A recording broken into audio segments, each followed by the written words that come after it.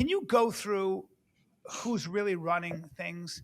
I mean, how does politics really work? Well, Brian, it's interesting that you ask because you were kind enough to come on our show, Her Take, and I thought you were brilliant, and I studied your facial expressions. Um, and we talked about Israel. And the reason I want to bring up now is I realized that you winced when I said something about Israel. I don't. I'm not Jewish. I don't defend. It's not that I blindly defend. Remember, I lived in the Middle East 8 years of my life around Yeah. Palestinians, Lebanese, Muslims. I know a lot about what it was like to be an Arab of the Levant from their side because I grew up around it. So my thing was I worry when people get, and I'm not saying you were, but I worry when people get conspiratorial and reductive about the conflict. That's the only thing. So when Anna Kasparian was talking about how Well, that's her issue. She talks about it a lot. So. dancing Israelis and the fact that Oh, Netanyahu yeah. I knew, don't subscribe to that. That's that's not the kind mine. of stuff I go, oh no, So, yeah. what I think what might have happened is that they spliced your facial expression to something anodyne that I said because I actually didn't say anything remotely even controversial. Like my views are very standard. But I think to make it more captivating, they probably spliced your reaction to something what I said to make the trailer more appealing. Oh, that's what they did. Okay. I don't know. It I didn't don't make remember what sense you to me said. because what I said was actually pretty Yeah, I don't lame. remember you saying anything that my main thing about that whole that conversation is I have this joke about the fact that I'm not going to say anything that's going to make a dent into that conflict that's been going on since Moses had a parting of the ways with the Pharaoh. Like that is that Palestinian Israeli thing is something that we could talk to death about and nothing is going to change. And there are two different perspectives. If I was Israeli, I'd probably feel the way an Israeli does. If I was Palestinian, I'd feel the way a Palestinian does. And I just a lot of times feel like I'm kind of just the noise over here. So it's tough. Yeah, I mean, I think I actually align with you on this issue. The reason why I bring it up, though, it's the money, and it's very pivotal. And it's also, I'm probably gonna.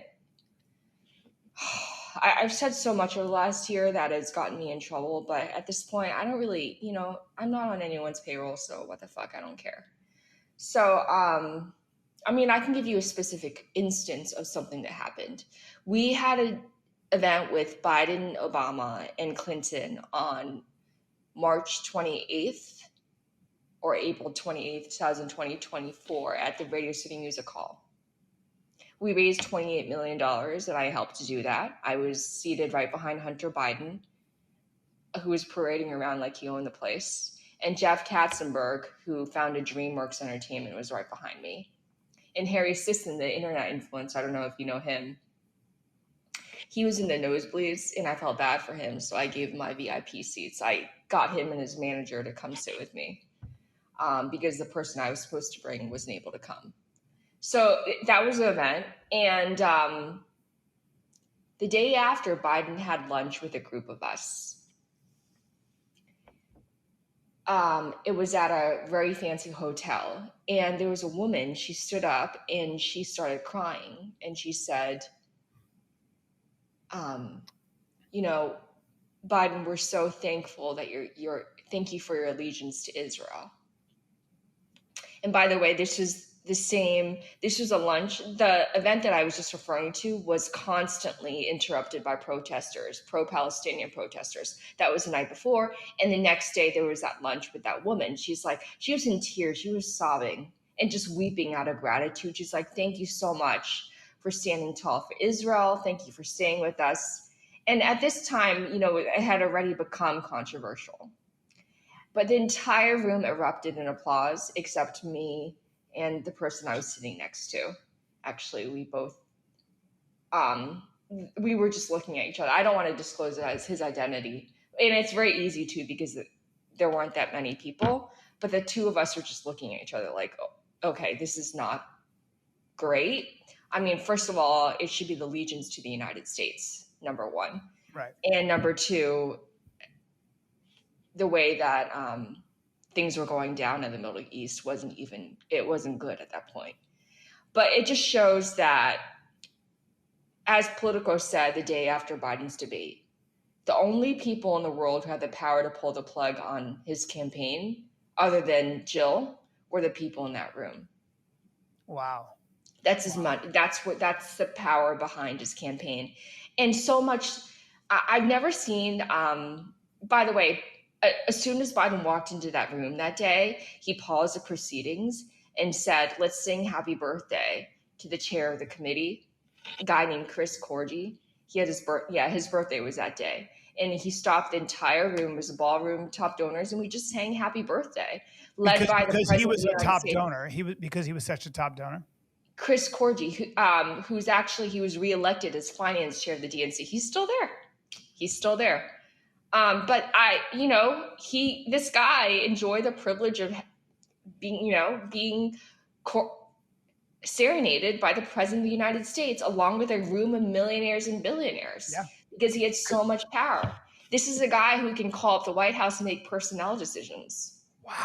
Wow. So That's these where are the the power people. is. People talk about the deep state. I'm always talking about This is them. And that's why being a fundraiser is so impactful and a donor. These people don't need to get paid. They have their own independent wealth. They run the world, and their name is not slapped on buildings or articles. They just and it's the same for the Republican Party too, right? You've got people like billionaires like Tim Dunn and other people who, are worth an astronomical amount of money, and they do it kind of quietly. And let me tell you, we collided. Jeff Yass is a billionaire. He's the wealthiest person in Pennsylvania. He lives down the street from my parents in Haverford. He was one of the earliest investors in TikTok. Wow. And he got Trump to change his mind on TikTok, because I don't know if you remember, but a couple of years ago, Trump was actually down and bearish on TikTok, saying, it's the Chinese. I'm actually very nervous about the CCP killed my family, so I'm nervous about anything that could be a Trojan horse from the communist regime. But Jeff got him to change his mind. And the reason why I'd say it's uniparty is sometimes their interests coincide. When I was part of the Democratic Party, I was like as conservative and as center as you could possibly get. So I viscerally opposed anyone on the far left who was supported by Sanders, who had socialist leanings. This is the first time I'm saying this, actually. I used to work with Jeff Yass and his crew to make sure that we defeated extremely leftist candidates in Philadelphia. Jeff Gass is the billionaire? Yes. And so I would hide my own involvement, but now I don't care. I mean, whatever. But this has been going on for years. I would help them raise money, and we would release surgically targeted ads against people like Helen Gim, who was endorsed by Bernie Sanders and AOC. I come from a communist regime. I don't want a communist regime in Philadelphia. I know what it's like, and I know it's going to fail. We want private enterprise. We want free markets. We want all of that. Well, you know what I think about Bernie Sanders and AOC, and it's not that they're evil at all. I think they're just not very smart. I don't think Bernie Sanders I don't think they're evil. I'm not here to. No, I think Bernie Sanders is he is not a smart guy, and he's a loud guy and kind of gutsy and believes what he believes. But I don't think he's intelligent. I think AOC is just the most. Maybe I'm just older and I listen to her talk, and I've really tried to give her a fair shake and hear how she speaks, and I just think she's woefully lacking in her understanding of history, political philosophy. What is good about conservative ideology? She would never even read it. She doesn't engage with conservatives really the way she should. So, that's my issue with her and her followers. But oh wow, I mean, the more you speak, the more that I adore you. And I mean, back in the day when I was like, I was just new to the political arena. I used to have a very naive understanding of politics, but now I realize it's just like, well, I'm known for a while, but politics is it's just the most hideous thing in the world, but also tantalizing for me. I can't stay away. It's like a train wreck that I have to be a part of. Oh yeah. But go back to this room of people that run the world, because these are. I can tell you who they are, by the way. I can tell some. I don't care anymore. I'm just going to tell you, like the Super Rangers. I'm sorry, not the Super Rangers, the Power Rangers guy, Haim Saban. Look him up. I highly encourage your listeners to look up this guy. He created Power Rangers, And he had so much power. He could just call Anita Dunn, Steve Ricchetti, Mike Donilon, by the way. These are the senior advisors of the Biden regime. Just call them up and be like, change your policy on Israel right now. And that's actually one of his emails leaked. Wow. Because Biden decided to pause arms shipments for Israel for a few days, and he's like, "No, what the fuck? We need to don't do that." And they didn't do that. They changed their policy. Well, there's a lot of talk about how powerful, and I'm just going to say it. There's a lot of talk about how powerful Jewish money is and how powerful Israel is and all that. And I always look at life as, the Jews, let's just take the Jews historically, realized that if they were going to survive these pogroms, so, the Zionist movement was born in the Russian Pale, in the Russian ghetto. And pogrom is I think it's a Yiddish name for, essentially slaughter or something like that. But they would always deal, the czar would be like, look, we got inflation, nobody has money, let's blame the Jews. Let's blame the Jews. They Black Plague, they cover their wells, they must be involved, they're not dying the way we are. So the Jews have always had to be the most innovative people on the planet, right? The MRI machine, lasers, the pill, all invented. Even fake breasts that procedure was invented by a Jewish doctor. Really? Yes. It's crazy if you go to this tiny, tiny minority of people. And during the civil rights movement, half the white volunteers, half were Jewish. So they've always been at the forefront of social change. They've always been at the forefront of scientific and artistic. I mean, improv and even stand-up is essentially a Jewish invention. I have to tell you, if you look at it, I mean, if you look at Second City, they were all Jews. They were all, Hollywood was started by 4 Polish Jewish refugees. So, when you see, I mean, for that matter, advertising as we know it, the father of advertising might have been Freud's nephew, Bernays. So we can keep going with this stuff. And I think that what happened, what the Jews were very good at is they said, if we are going to survive, first of all, we need not a homeland, but a nation state.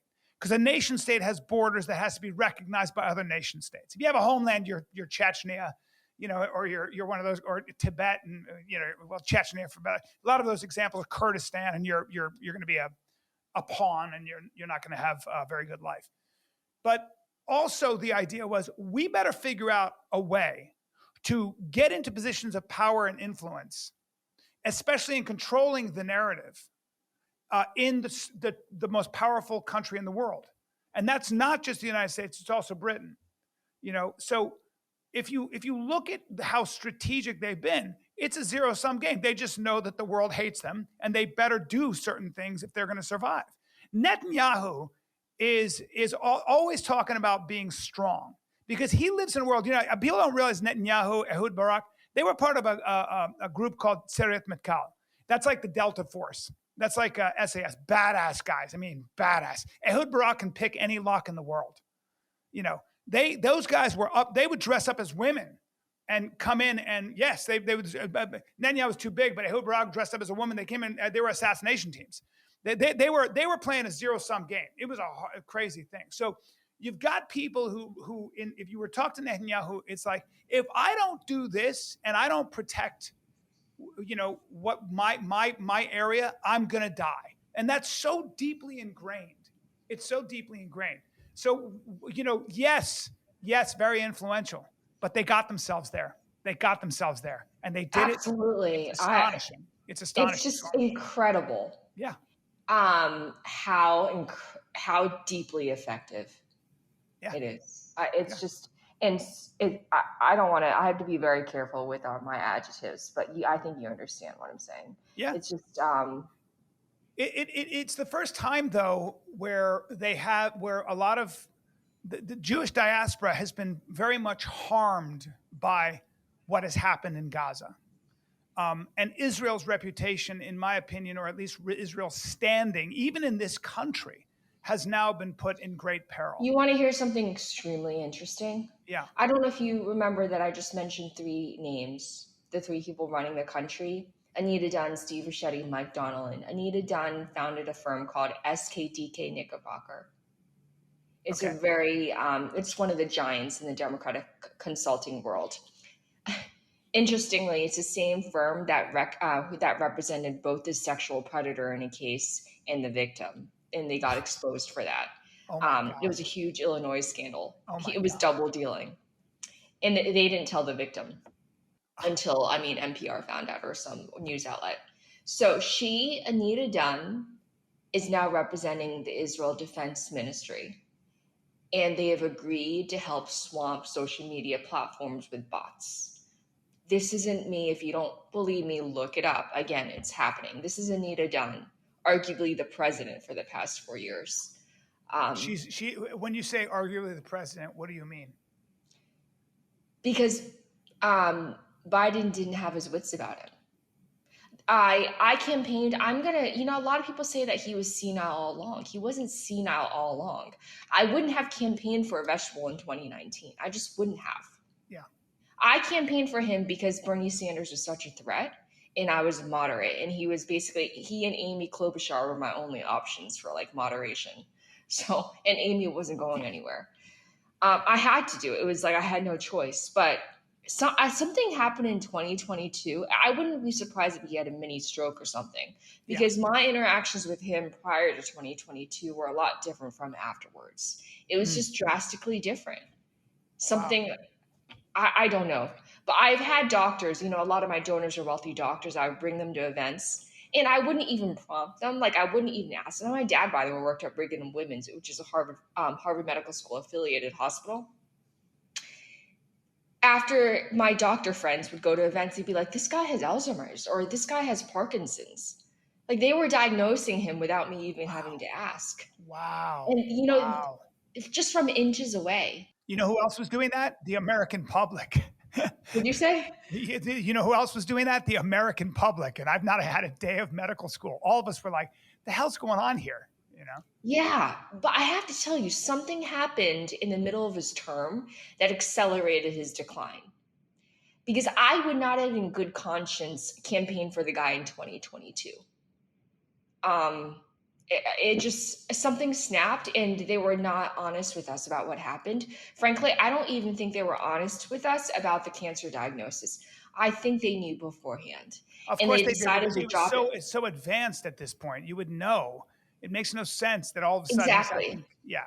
Exactly. And I think they dropped it 2 days after Jake Tapper's book came out because the fallout was so bad. Is that is that stuff with the collusion of mainstream, of legacy media? Oh, absolutely, Bryan. Absolutely. I had to tell you something else that happened. When I started being vocal about Biden's decline and his need to not, be in office anymore, this is last year in the middle of the campaign.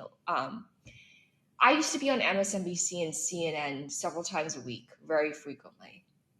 You probably didn't watch and probably didn't notice, but yeah, I was on it a lot.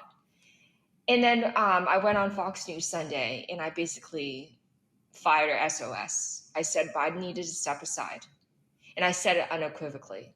And I said this is I literally said, I said this is a break glass in case of emergency moment. I told Shannon Bream that on Fox News Sunday. The night before, someone from the White House called me saying it was the Sopranos moment. It was like, we know you're the president's most loyal supporter. We know that you're going to stay loyal. Fuck that, by the way. I'm loyal to one person. It's American people. I'm not loyal to some guy. Like, he's a friend, I guess. But my allegiance is to the American people, to this country that's given me everything. I'm not going to allow a vegetable to win another 4 years. Everything was at stake. After I said that, I was yanked off of MSNBC. I appeared on MSNBC one more time. And that was it. And they kept booking me too. But I think what was happening was a producer would book me, and then someone higher up would say, she's no longer welcome here. Because it just kept on happening, like 5 or 6 times. And the first 3 times, I was like, okay, this is really bad luck. I'm not going to cry. Like, it's going to be okay. But it kept happening, and it was always the same excuse. It's like, we have White House spokesperson Ian Sams. We can't say no to him. We're going to have to reschedule you. They never rescheduled me, by the way. But I used to be welcomed. I used to be treated so well. But the moment I started telling the truth about Biden, I was gone. Yep. And I haven't been on since. Not surprising, even a little bit. Not even surprising. It was really hard at the time, though, because It was just really hard at the time. Yeah, it's kind of scary. It's kind of like it's isolation, professional isolation, which is one of their main weapons. And Brian, I had no intention of leaving. I thought I was going to firm up the conservative flank of the Democratic Party. I thought that was going to be it. So when they took that away from me, like the MSNBC and CNN, I thought I was done. Do you understand? Because Yeah, it's like taking my voice away. I know. I know. But guess what? The internet lives on, and you know, you've found another way. Thank God.